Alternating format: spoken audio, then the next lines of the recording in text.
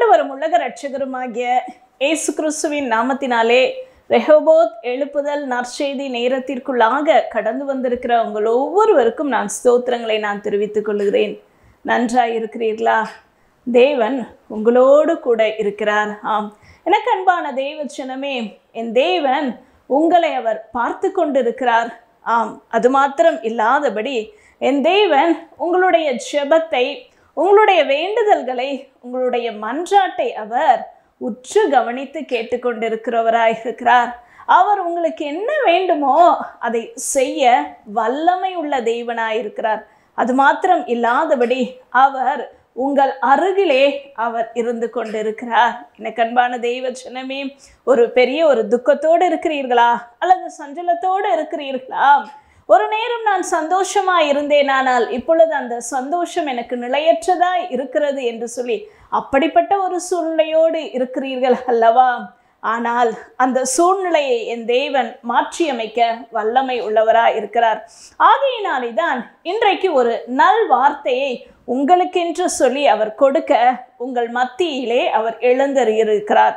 வேத வசனத்திலே, வேத புத்தகத்திலே பார்த்தோம் என்றால், ஏசாயா தீர்க்கதரிசியினுடைய புஸ்தகத்திலே 51ஆம் அதிகாரம் 12ஆம் வேத வசனம் இப்படியாக எழுதப்பட்டிருக்கிறது. நானே உங்களுக்கு ஆறுதல் செய்கிறவர், நானே உங்களுக்கு ஆறுதல் செய்கிறவர் என்று சொல்லி வேத வசனத்திலே கூறப்பட்டிருக்கிறது. யார்? கர்த்தர் உங்களுக்கு ஆறுதல் செய்கிறவராய் இருக்கிறாராம். ஆம், என் தேவன் உங்களுக்கு ஆறுதல் செய்கிறவராய் இருக்கிறேன் என்று சொல்லி கூறுகிறார். எனக்கு அன்பான தெய்வ ஜனமே, ஆறுதல் அற்ற ஒரு நிலைமையிலே இருந்து கொண்டிருக்கிறேன் என்று சொல்லி நினைக்கிறீர்கள் அல்லவா?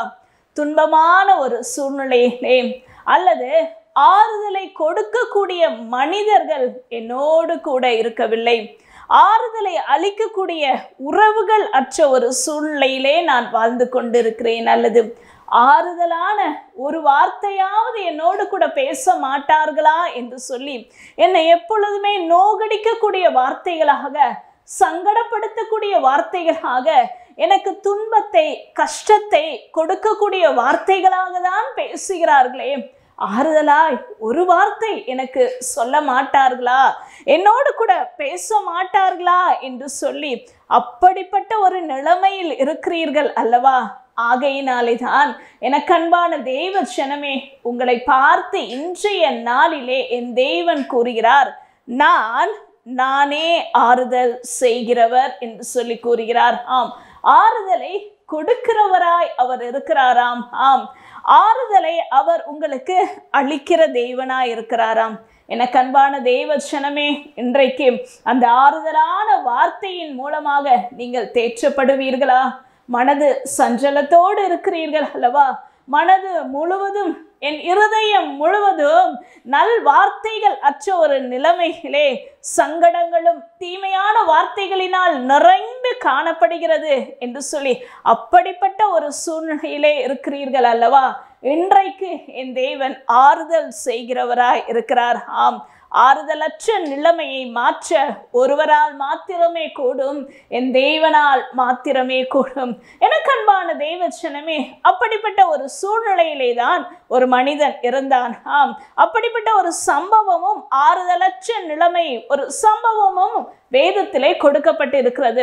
அதை உங்களுக்கு எடுத்து காண்பித்து இதன் மூலமாக உங்களுடைய குடும்ப வாழ்க்கையும் கட்ட தேவன் ஆவலா இருக்கிறார். வேத புத்தகத்திலே அப்போஸ்தலர் நடபடிகள் புஸ்தகத்திலே 20ஆம் அதிகாரம் 12ஆம் வேத வசனத்தை நாம் வாசிக்க கேட்போமா? அந்த வாலிபனை அவர்கள் உயிருள்ளவனாக கூட்டிக் கொண்டு வந்து மிகுந்த ஆறுதல் அடைந்தார்கள். அந்த வாலிபனை அவர்கள் உயிருள்ளவராக கூட்டிக் கொண்டு வந்து மிகுந்த ஆறுதல் அடைந்தார்களாம். எனக்கு ஒரு காரியத்தில் ஆறுதல் கிடைத்தால் போதும் என்று சொல்லி இருக்கிறீர்கள் அல்லவா? தேவன் இன்றைக்கு உங்களுக்கு மிகுந்த ஆறுதலை கொடுக்க வல்லமை உள்ளவராக இருக்கிறார். ஆம், ஏனென்றால் மிகுந்த ஆறுதலை பெற்றுக்கொள்ளக்கூட ஒரு கூட்டம் இருந்திருக்கிறது. ஆம், அப்படியாக ஆறுதல் அற்ற ஒரு நிலைமையிலே தான் இந்த தேவ ஜனங்கள் இருந்தார்கள். என்ன சூழ்நிலை என்று சொல்லி நாம் அறிந்தோம் என்றால், கிட்டத்தட்ட 2000 ஆண்டுகளுக்கு முன்பாக பவுல் என்ற ஒரு தெய்வ மனிதர், அது ஓய்வு நாளா இருந்தது. ஓய்வு நாளினுடைய அந்த ராத்திரியிலே இப்பொழுது இருக்கிற தேவாலயங்களிலோ சபைகளிலோ நின்று பிரசங்கம் செய்ய முடியாத ஒரு சூழ்நிலை ஆகையினாலே ஒரு மேல் வீட்டறையிலே அங்கு தேவ ஜனங்களாக கூடி ஆராதித்து கொண்டிருந்தார்கள். அப்பொழுது அந்த ஆராதனை வேளையிலே பவுல் என்ற இந்த தெய்வ மனிதர் பிரசங்கம் செய்து கொண்டிருக்கிறார். அப்படிப்பட்ட அந்த ஆராதனைகளே ஒரு வாலிபன் பங்கெடுத்து கொண்டிருந்தான். எனக்கு அன்பான தேவ ஜனமே, நீங்களும் இப்படியாக ஆராதனைக்கு செல்கிறீர்கள் அல்லவா? ஆராதனையிலே கலந்து கொண்டிருக்கிறீர்கள் அல்லவா? தேவ வார்த்தையை கேட்கிறீர்கள் அல்லவா? உங்களை போலதான் இந்த வாலிபனும், அதாவது ஐத்திகோ என்று சொல்லி பெயர் கொண்ட இந்த வாலிபனும் பவுலினுடைய பிரசங்கத்தை, அதாவது இரவு வேளையிலே நடு ராத்திரியிலே அவன் கேட்டுக்கொண்டிருந்தானாம். நடுராத்திரியிலே அனைவரும் தூங்கிக் கொண்டிருப்பார்கள் அல்லவா? அந்த பட்டணத்திலே கூட பிற ஜனங்கள் எல்லாரும் தூக்கத்திலே இருப்பார்கள். ஆனால் இந்த இடத்திலே பார்க்கும்போது இந்த வாலிபனோடு கூட சேர்ந்து ஒரு சில ஜனக்கூட்டங்கள் பவுலும் நின்று பிரசங்கம் பண்ணி கொண்டிருக்கிறார் நடுராத்திரி வேளையிலே.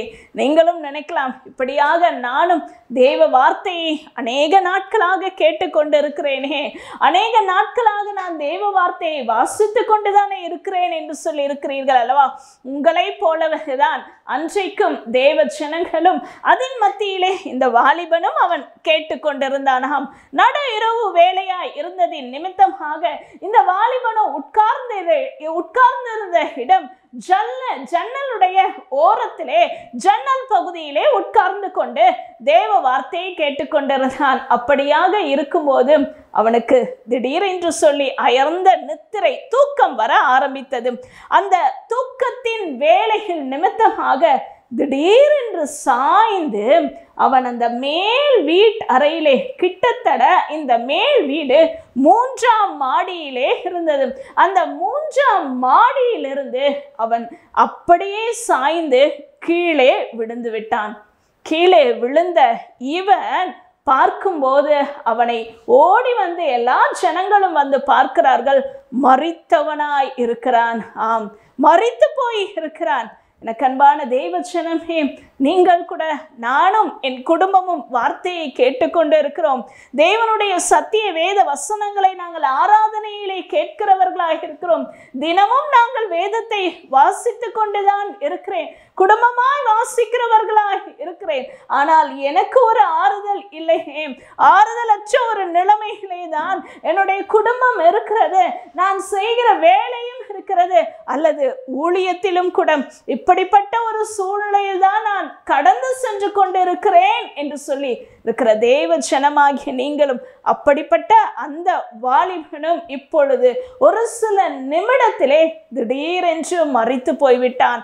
ஆம், நீங்களும் வார்த்தையை கேட்டுக்கொண்டிருக்கிற நீங்களும் உங்களுடைய வாழ்க்கையிலும் மரித்த சூழ்நிலை போல இருக்கிறதா?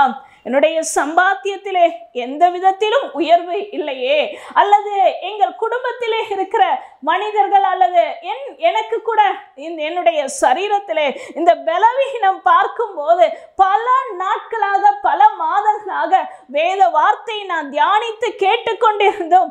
உயிரற்ற ஒரு நிலைமையிலே, ஜீவனற்ற ஒரு நிலைமையிலே, மரித்து போன ஒரு சடலத்தை போலதான் நான் இருக்கிறேன் என்று சொல்லி நினைக்கிறீர்கள் அல்லவா?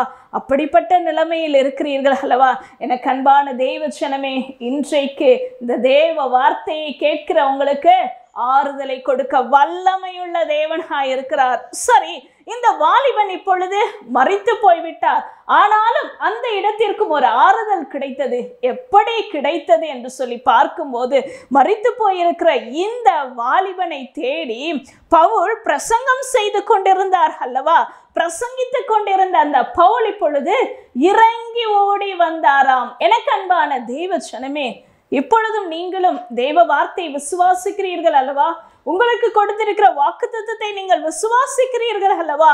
என் தேவன் உங்கள் அருகிலே இப்பொழுது இறங்கி வந்து கொண்டிருக்கிறார். உங்கள் அருகிலே நின்று கொண்டிருக்கிறார். நான் யாருமற்ற நிலைமையிலே இருக்கிறேன், தனிமையிலே இருக்கிறேன் என்று சொல்லி இருக்கிறீர்கள் அல்லவா? உங்கள் பக்கத்திலே அவர் இறங்கி வந்து கொண்டிருக்கிறார். எனக்கு அன்பான தேவ ஜனமே, அன்றைக்கு அப்படியாகதான் பவுலின் அருகிலே அவர் இறங்கி வந்து அந்த வாலிபனை அணைத்து கொண்டாராம். எனக்கு அன்பான தேவ ஜனமே, என்னை அணைத்து கொண்ட, என்னை ஆதரிக்க யாருமே இல்லை என்று சொல்லி இருக்கிறீர்கள் அல்லவா? இப்பொழுது வார்த்தையை கேட்கிற உங்கள் அருகிலே என் தேவன் இருக்கிறார். உங்களை என் தேவன் தன்னுடைய கரங்களிலாலே அணைத்து கொண்டு, அன்றைக்கு பவுல் தேவ ஜனங்கள் அங்கு சுற்றி இருக்கிற மக்களை பார்த்து பவுல் கூறிய காரியம் என்ன தெரியுமா? கலங்காதிருங்கள் என்று சொல்லி கூறினார். எனக்கு அன்பான தேவ ஜனமே, கலங்கின இருதயத்தோடு இருக்கிறீர்கள் அல்லவா? ஆறுதலற்ற நிலைமையோடு இருக்கிறீர்கள் அல்லவா? எனக்கு அன்பான தேவ ஜனமே, இன்றைக்கும் உங்களை பார்த்து என் தேவன் கூறுகிறார், கலங்காதிருங்கள் என்று சொல்லி. மிகவும் கலக்கத்தோடு இருக்கிற உங்களை பார்த்து கலங்காதிருங்கள் என்று சொல்லி கூறுகிறார். எனக்கு அன்பானவர்களே, ஒரு மிகப்பெரிய ஒரு ஆறுதல் உங்களுடைய இருதயத்தை இப்பொழுது நிறைக்கிறது.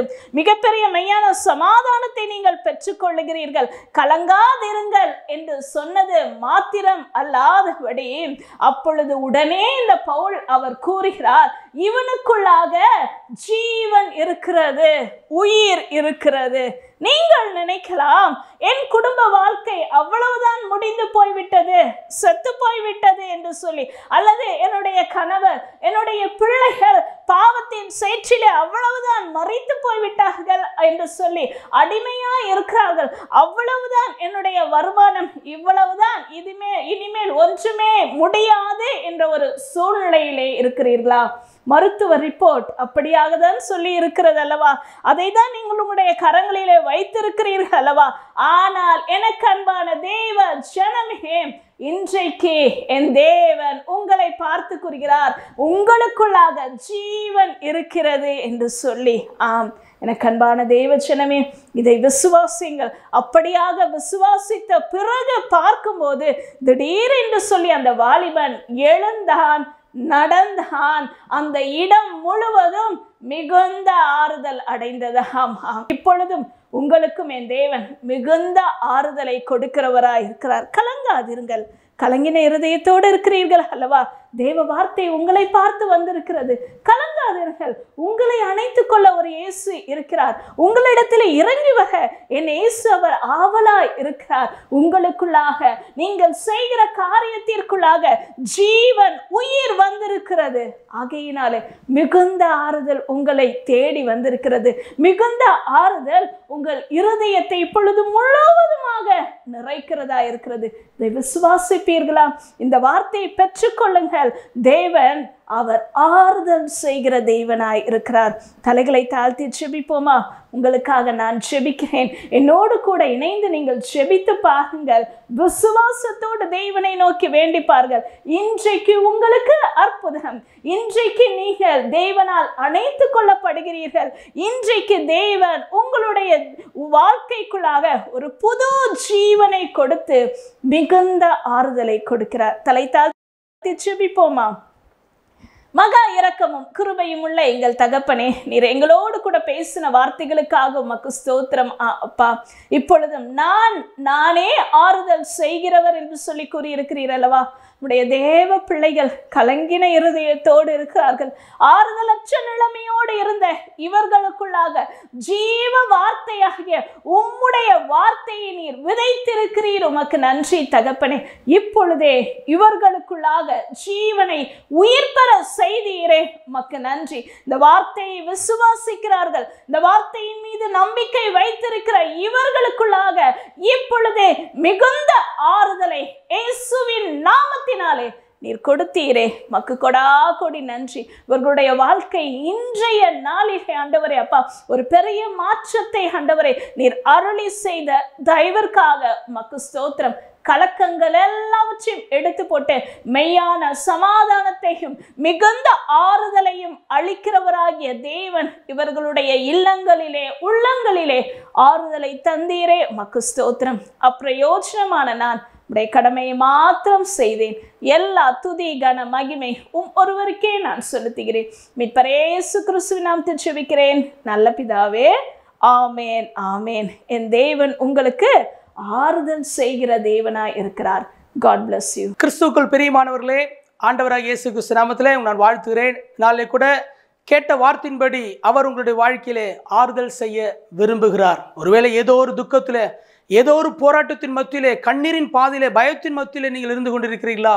கர்த்தர் நிச்சயமாக இந்த செய்தியின் மூலமாக உங்களுடைய வாழ்க்கையிலே, உங்கள் குடும்பத்தில் ஆண்டவர் ஆறுதல் செய்ய வல்லவராக இருக்கிறார். இந்த நாளிலே கூட ஒவ்வொரு நாளும் தினசரி மதியம் 2 மணி முதல் 3:20 மணி வரை ஜூம் ஆப்பின் மூலமாக நாங்கள் தேசத்திற்காக ஜெபித்து வருகிறோம். ஒருவேளை நீங்கள் விரும்பினால் கீழ்காணும் எண்ணுக்கு நீங்கள் தொடர்பு கொள்ளுங்கள். அந்த லிங்கை நாங்கள் உங்களுக்கு அனுப்பிப்போம். நீங்களும் எங்களோடு கூட இணைந்து தேசத்திற்காக ஜெபியுங்கள்.